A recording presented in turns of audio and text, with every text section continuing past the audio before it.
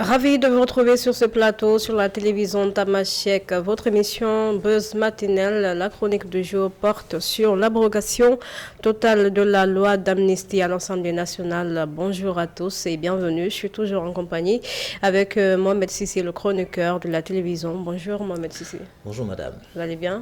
Je vais très bien. Et la journée, ça débute bien? Oui, ça se passe très bien. Je suis dans un très bon état d'esprit. D'accord. Mais ça pourrait être perturbé si l'abrogation de cette loi d'amnistie, sa suppression ou l'annulation risquerait de voir le jour à l'Assemblée. À l'Assemblée, d'accord. Ouais. Voilà, comme je disais tantôt, votre sujet aujourd'hui porte sur l'abrogation totale de la loi d'amnistie. À l'Assemblée nationale, le chef du gouvernement, Ousmane Sonko, lors de la déclaration de sa politique générale vendredi 27 décembre 2024 devant l'Assemblée nationale, avait annoncé l'abrogation de la loi d'amnistie initiée par l'ex-président, il s'agit bien de Macky Sall, pour couvrir les faits liés aux manifestations politiques que le pays avait traversées entre février 2021 et 2024. Alors, M. Sissi, c'était juste un rappel par rapport à la loi, parce que la loi, elle a été votée au temps de Macky Sall. Donc, il fallait que je fasse un petit rappel.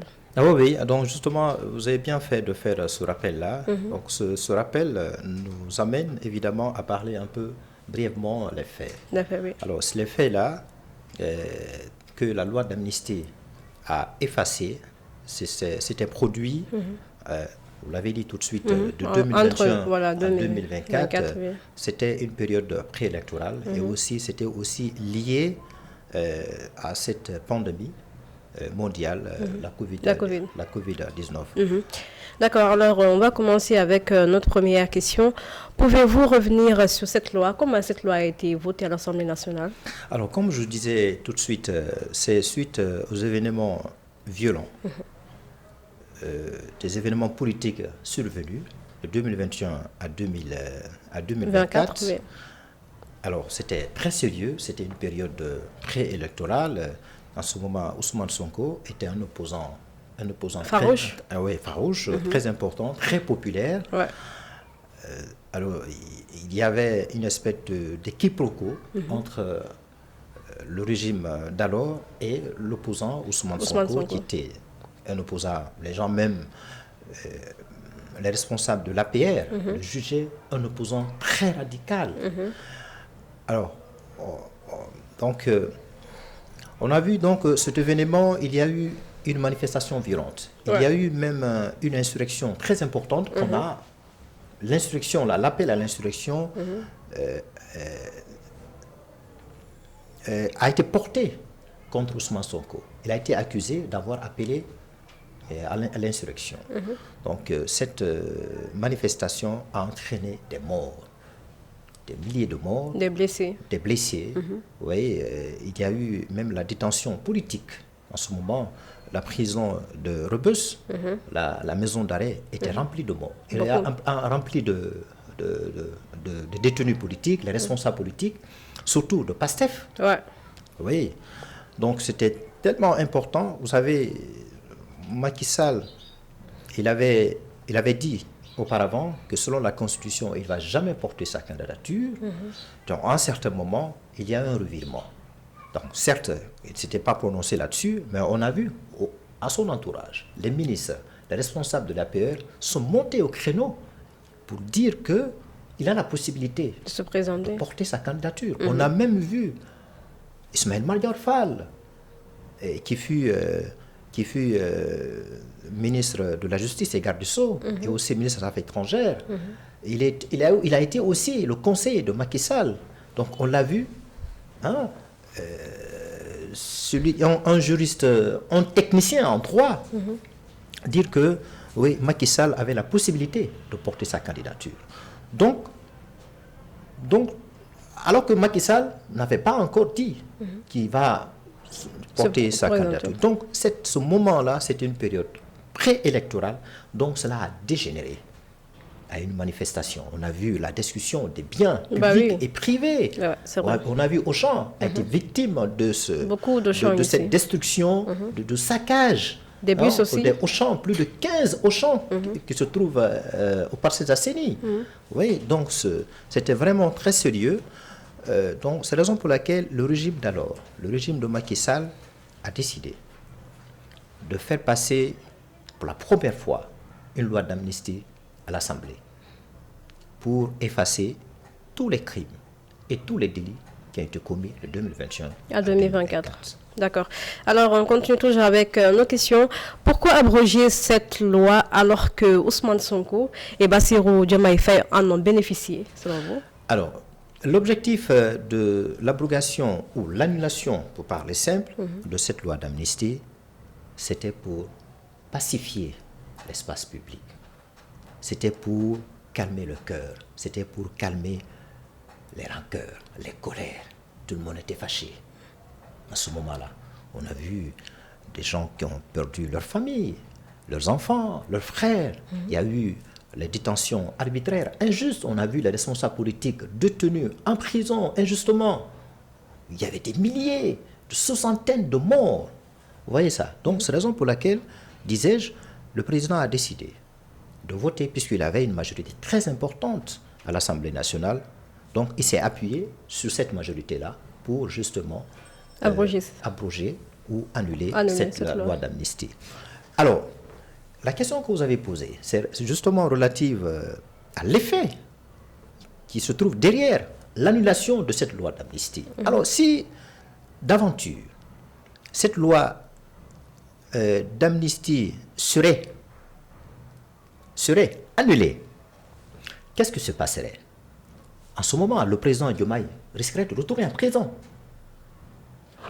Le président du PASTEF, Ousmane Sonko, le Premier ministre, risquerait de retourner en prison, ouais. Puisqu'il a été condamné pour avoir lancé une insurrection. Il a été condamné pour ça.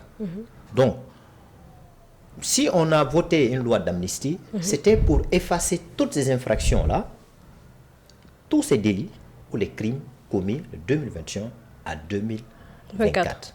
Donc, si on ramène encore la même loi à l'Assemblée nationale et qu'on on annule cette loi antérieure, alors en ce moment, les effets que cette abrogation va produire, c'est que les personnes ayant commis des infractions, les personnes ayant commis des crimes ou des délits risqueraient de retourner en prison, risqueraient de revenir devant les barreaux pour être jugés à nouveau. Est-ce que c'est une bonne chose? Est-ce que c'est une bonne chose? Voilà. Est-ce que au Sénégal, la rétroactivité de la loi est possible? Au Sénégal, la loi la plus sévère ne peut pas rétroagir. La loi la plus sévère, la nouvelle loi, ne peut pas s'appliquer. Mais s'il s'agit d'une loi très sévère, très dure, ne peut pas s'appliquer sous des infractions antérieures.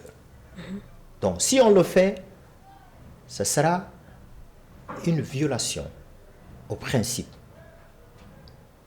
instauré par la Constitution au Sénégal. Les juges même le disent. Il y a seulement la loi douce qui peut s'appliquer, mais la loi la plus sévère ne peut pas s'appliquer sous les infractions commises antérieurement. D'accord. Oui, je vois. Donc c'est un enjeu très important, parce que si on le fait, ça pourrait même entraîner, Aminatou, ce qu'on appelle imbroglio juridique. C'est compliqué. Ça va être compliqué. Alors, les infractions, il y a certaines infractions, délits qui ont été effacés. Il y a des témoins qui ont disparu, qui sont décédés. Alors, comment, dans ce cas, on peut mener des enquêtes? Ça va être compliqué. Et puis, la force de défense et de sécurité serait impliquée aussi. La force de défense et de sécurité serait impliquée. Il risquerait d'être jugé devant les juridictions. Ça va être compliqué. Alors que le président Diomaye et son premier ministre, Ousmane Sonko, ont que peu de temps, 5 ans, pour juger et pour satisfaire leurs concitoyens sénégalais. Il y a aussi une autre affaire. On pourrait aussi juger Macky Sall pour haute trahison. Alors par quel mécanisme on peut savoir Macky Sall aurait commis une haute trahison lorsqu'il était au pouvoir? Parce qu'on peut l'accuser d'avoir commis un carnage financier, comme on disait la dernière fois, à cause du rapport. Le rapport qui était sorti par la Cour des comptes, on peut l'accuser pour ça. Et aussi le massacre, la violence politique, le meurtre, la détention, on pourrait éventuellement l'accuser de haute trahison pour ça. Donc Macky Sall risquerait d'être poursuivi soit par les juridictions sénégalaises, mais est-ce que ces juridictions seront compétentes pour juger un président? Et même pour engager la responsabilité civile au pénal du président, donc l'accuser de haute trahison, il faut faire passer cela à l'Assemblée nationale. Il faut un vote de 3/5. Il faut une majorité très importante pour accepter à ce que le président Macky Sall soit jugé pour haute trahison. Et devant quelle juridiction? Devant la Haute Cour de justice. C'est un tribunal devant lequel on juge le président qui aurait commis la haute trahison, comme on l'a vu au Bénin, Yahi Boni, lorsqu'il a accepté, il a donné l'autorisation à certaines entreprises de s'installer au Bénin et que ces dernières ont volé l'argent de certains Béninois. Donc, pour cette raison, le président béninois a été traduit devant la Haute Cour de justice. Heureusement pour lui, il n'a pas été destitué. D'accord. Vous voyez? Donc, on rappelle même, on fait une similitude avec le cas de Hissène Habré. Donc, si le Macky Sall n'est pas jugé devant la juridiction parce que celle-ci n'ayant pas la compétence, on pourrait le traduire éventuellement devant la CPI, la Cour pénale internationale. Ouais. Voilà. Alors, si on va aller plus vite, je vois que vous avez déjà répondu à ma troisième question, mais je vais quand même la poser. Oui. En admettant que la loi soit abrogée, est-ce que le président de la République et son Premier ministre ne risquent pas finalement à terme de revenir devant la justice? Alors, vous avez posé une très bonne question. D'abord, déjà, le président Diomaye, ou n'importe quel président, une fois qu'il arrive au pouvoir, je vous rappelle que le président Diomaye, pour arriver au pouvoir, il a fallu le plébiscite de 50% de suffrage exprimé par les Sénégalais. Donc, il a une forte légitimité. Et qui plus est, il a eu encore un autre plébiscite de la part des Sénégalais pour avoir une majorité importante, 130 députés sur 165 députés à l'Assemblée nationale. Donc il a doublement la légitimité. Donc pour traduire ce président à devant un tribunal ou bien le faire retourner en prison, ça va être très compliqué. Alors je vous rappelle, il bénéficie de l'immunité présidentielle. Comme je dis tout de suite, pour traduire un président pour haute trahison ou pour l'emprisonner, la Constitution ne le permet pas. Sauf si l'affaire est amenée devant l'hémicycle, devant les députés, les représentants, la représentation parlementaire. Donc, voilà, ceux-ci vont voter cette loi-là sur 3/5. Alors, est-ce que l'amnistie totale, c'est une très bonne chose?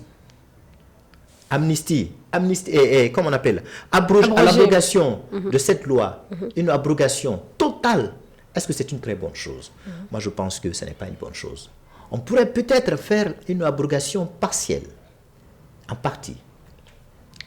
Parce que l'abrogation totale de la loi d'amnistie, cette loi qui a effacé toutes les infractions, encore une fois, les délits, les crimes qui ont été commis de 2021 à 2024, ce qui a permis, vous le savez, la possibilité au président Diomaye de porter sa candidature. Ouais. C'est ce qui a permis à Ousmane Sonko de porter son choix sur Diomaye. Alors qu'il était en prison. Il dit, la seule option, la seule alternative pour porter le candidat du parti de PASTEF, c'était le président Diomaye. C'est parce que tout simplement, la loi a effacé ces infractions antérieures. D'accord. Donc, si on fait voter éventuellement une nouvelle loi pour faire revenir cette affaire encore devant l'Assemblée nationale, vous savez ce qui risquerait de se passer. Donc, je disais tout de suite, ça risquerait de créer une confusion juridique. Une confusion juridique. Donc, je pense que, de ce point de vue, il est important de penser à faire une abrogation partielle. C'est vrai, Ousmane Sonko, il dit toujours quand le régime a utilisé les moyens juridiques, les appareils de l'État pour violenter, pour emprisonner les militants de PASTEF. Alors, donc, ce crime-là ne doit pas rester impuni. C'est la raison pour laquelle il dit, moi, si j'arrive au pouvoir, je ferai en sorte d'abroger cette loi d'amnistie. C'était une promesse de la campagne, électorale. De sa campagne. Mais aujourd'hui, on est devant les faits. Ouais. Est-ce que Ousmane Sonko va accepter à ce qu'on fasse une abrogation totale? On est devant les faits aujourd'hui. Selon certains juristes, cette abrogation totale risquerait de provoquer beaucoup de choses. D'accord. Un imbroglio juridique. Donc, certains juristes optent pour une abrogation partielle. Moi-même, je opte pour ça. D'accord. Il faut une abrogation partielle. D'accord. Oui. Et là, une abrogation partielle, voilà, si ça passe, parce que là, vous savez, PASTEF a une majorité importante, 130 députés à l'Assemblée nationale. Alors, si c'est une abrogation partielle, on ne va pas... c'est pas tout le monde qui va revenir en prison. Voilà, c'est certain. Alors, ceux qui ont vraiment commis des faits, ceux qui ont vraiment commis des violences, qui ont commis la destruction des biens publics, ils vont retourner en prison. Mais ceux qui ont été détenus injustement, comme les responsables politiques qui ont été accusés de complicité, ou complicité active, ou complicité passive, ou bien de vouloir commanditer, ou bien appeler à l'insurrection, je pense qu'il faut s'asseoir à ça, penser à une abrogation partielle pour punir ceux qui ont vraiment commis des actes. Et puis qui ont prémédité, qui ont décidé vraiment de commettre. Donc ces personnes-là ne doivent pas rester impunis. Il faut les condamner. D'accord. Il faut les condamner. Alors, d'ores et déjà, l'État a décidé de mettre le paquet, 5 milliards, non pas pour indemniser les victimes, mais pour leur apporter une assistance. Les 79 familles, chacune, les 119 familles tuées, chacune percevra 10 millions de francs CFA. C'est la raison pour laquelle l'État a injecté 5 milliards pour porter assistance, pas une indemnisation. Parce que, par ailleurs, une commission d'indemnisation sera mise sur pied pour discuter sur ce cas. Voilà, sur ce cas-là. Et là, ce n'est pas le président, ni le Premier ministre, c'est le juge qui va évaluer, qui va voir est-ce que ces victimes doivent être indemnisées. Et quel est le seuil? C'est le juge qui va décider ça. Donc, ce n'est pas le Premier ministre. Donc, l'argent que l'État a donné, c'est juste une assistance. Et il y a aussi, dans la foulée, les 2172 personnes qui vont bénéficier en soins, en traitement, soit un montant de 500 000 francs CFA pour justement apporter une assistance hospitalière à ces personnes-là, 2172 personnes qui ont été victimes de ces violences survenues 2021 à 2024. Alors voilà, j'espère que vous avez bien compris, fidèles téléspectateurs. On continue avec la dernière question pour vous. En cas d'abrogation de la loi, l'ancien président Macky Sall pourrait être jugé? Alors, en cas d'abrogation, ça va être compliqué. Si la loi est entièrement abrogée ou annulée ou supprimée, puisque ces faits-là ont été commis, les infractions, les délits qui ont été effacés par cette loi d'amnistie, ces faits ont été commis sous le régime de qui? De Macky. De Macky Sall. Donc, en partie, il a sa part de responsabilité. Sa responsabilité civile et surtout pénale pourrait être engagée. Donc, il pourrait être accusé de haute trahison. De haute trahison. Alors, les faits qui sont commis sous sa responsabilité, sous son régime, peut-on qualifier ces faits-là de haute trahison? Je pense que c'est le juge qui doit déterminer cela. Nous, les profanes à la matière, ne sommes pas juristes, c'est le juge qui doit déterminer. Est-ce que c'est une haute trahison? Alors, est-ce que les juges sénégalais sont compétents de juger un président pour avoir commis la haute trahison? Est-ce qu'une fois, de par le passé, dans l'histoire juridique au Sénégal, une fois un président a été jugé pour haute trahison? Senghor a-t-il été jugé pour haute trahison? Ouad, Abdou Diouf? Donc, on n'a pas connu cette expérience-là. Sauf un président étranger. Issa Habré. Mais voilà, ça aussi, on peut le dire que c'est haute trahison. Donc, lui, il a été condamné. Il a fallu même ériger un tribunal spécial devant lequel il a été jugé. Donc, maintenant, si nos juridictions, les juridictions ne sont pas compétentes, qu'est-ce qu'il faut faire? Mais la deuxième option, éventuellement, c'est de le traduire devant la Cour pénale internationale. La Cour pénale internationale. Vous savez, il y a des juridictions au Sénégal qu'on appelle la Haute Cour, devant laquelle le président de la République est jugé.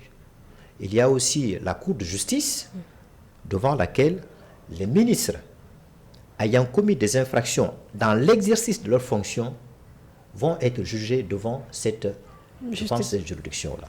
Maintenant, pour exhumer ou bien pour donner la possibilité au juge éventuellement de traduire le président devant la Haute Cour de justice pour haute trahison, il va falloir que les députés l'acceptent, fassent un vote sur 3/5. Et ça va être compliqué. Malgré la majorité de la mouvance présidentielle, ça va être compliqué d'avoir cette majorité-là, 3/5, qui va donner la possibilité au juge de traduire l'ancien président Macky Sall devant la juridiction. Voilà les possibilités qui s'offrent. Alors, je pense que vouloir remettre ça sur la table, ça risque de perturber le régime du président Diomaye. Est-ce que c'est là la priorité? Est-ce que la priorité, ce n'est pas de chercher l'argent? Parce qu'aujourd'hui, il y a un déficit important creusé par ce fameux rapport qui est sorti. Ce fameux rapport. Vous voyez ça? Il y a une dette très importante. On a parlé de la dette publique, 18 milliards. 18 000 milliards. 18 000 milliards. Francs CFA. Il y a un déficit public de 12%. Que faut-il faire? Par quel mécanisme on peut compenser cela? Malgré les ressources gazières dont on parle, les ressources pétrolières dont on parle, est-ce qu'on peut s'appuyer sur ce levier économique-là pour compenser ce carnage financier commis probablement par le régime Macky Sall. Donc c'est ça l'enjeu aujourd'hui, Madame Fatoumata, Madame Aminatou. Mais attends, qu'est-ce que tu m'appelles Fatoumata? T'as pas mangé ou ça? Oui, c'est ça. Alors, peut-être c'est ma deuxième femme qui s'appelle Fatoumata. Voilà, fidèles téléspectateurs, c'était votre thème de jour qui parlait sur l'abrogation totale de la loi d'amnistie à l'Assemblée nationale. Et je sais, on espère que on aura une bonne nouvelle. Oh, bien sûr. Parce que c'est le buzz actuellement. Il y a beaucoup, même, je crois hier, il y avait un politicien, je sais pas, qui était sorti, qui a fait... Alassane Sall, qui a tenu un point de presse à Ousmane Sonko. À Relais, où il a souhaité, depuis un moment, et c'est important de revenir là-dessus, il a souhaité à ce que cette loi d'amnistie soit entièrement abrogée. Abrogée, d'accord. Et pour ce faire, il a déposé à l'Assemblée nationale une proposition de loi. Mais il semblerait que les députés d'en face, en l'occurrence les PASTEF, ne sont pas d'accord. Les PASTEF, eux, à son tour, selon lui, pour saboter sa proposition de loi, PASTEF aussi a décidé de déposer leur proposition de loi à l'Assemblée nationale. Donc, laquelle proposition de loi le président de l'Assemblée va accepter? Est-ce que celle déposée par Alassane Sall ou bien celle déposée par les députés de PASTEF. Ouais. Alors, la première proposition de loi est pour l'abrogation totale. D'accord. La deuxième proposition de loi venant de PASTEF est pour l'abrogation partielle. D'accord. Partielle. Alors moi, je n'ai pas une partie prise, mais je pense que pour pacifier encore une fois l'espace politique, pour ne pas réveiller les mauvaises plaies, hein, et pour ne pas compliquer la gestion du pays, je pense qu'il est important d'opter pour une abrogation partielle. Une abrogation partielle. Ça va être compliqué. Ça va être compliqué, oui. Voilà, je disais tout de suite, les victimes, il y a certains qui sont morts, décédés. On a certainement effacé certaines preuves. Oui. Et les forces de défense et sécurité qui sont censées nous protéger, nos biens et nos personnes, si on les traduit devant les tribunaux là, ça va être compliqué. Alors, le président qui a été plébiscité, fortement plébiscité, on décide aujourd'hui de le ramener en prison. À Chélier, ça va être compliqué. Ouais, c'est compliqué. Et le Premier ministre Ousmane Sonko, qui a proposé un projet ambitieux, le référentiel public, la vision 2050, mais s'il revient en prison, qu'est-ce qui va conduire ce projet-là? Ça va être compliqué. Ça va être compliqué. Donc, il va falloir que les députés Takwalou, Sénégal, et la coalition à laquelle appartient Alassane Sall essaient de revoir leur copie. Voilà. Et pour ainsi pacifier l'espace politique sénégalais. Je pense que c'est extrêmement important de tenir compte de cet enjeu-là. D'accord. Alors, j'espère que vous avez bien compris ce que Mohamed Cissé a dit, parce que c'est un sujet qui fait tellement de polémiques actuellement au Sénégal, et j'espère qu'on aura des bonnes nouvelles dans pas longtemps. Donc, c'était tout pour votre émission, votre chronique qui portait sur l'abrogation totale de la loi d'amnistie à l'Assemblée nationale. Et merci à vous, M. Cissé, d'avoir répondu à nos questions pour égayer l'antenne des... Vous avez posé des bonnes questions. Mais c'est normal. Et la prochaine fois, notre sujet portera sur le conflit ou peut-être la guerre qui se passe aujourd'hui au Congo. Au Congo, voilà, d'accord. Qui est devenu une espèce de théâtre de conflit entre le M23 et l'armée congolaise. D'accord. Et même l'armée rwandaise. Oui, c'est vrai, c'est vrai. Ouais. D'accord, alors voilà, les téléspectateurs, on se retrouve demain, Inch'Allah. Et surtout, n'oubliez pas de nous regarder sur YouTube. Vous tapez seulement Tamashek. Vous nous regardez, vous partagez, vous likez et surtout, vous commentez. C'est très important. Et surtout, n'oubliez pas aussi d'activer la cloche de notification là, quand nous sommes en direct. Ou bien, si on met des vidéos sur YouTube, vous pouvez nous voir directement. On se retrouve demain. Portez-vous bien et au revoir.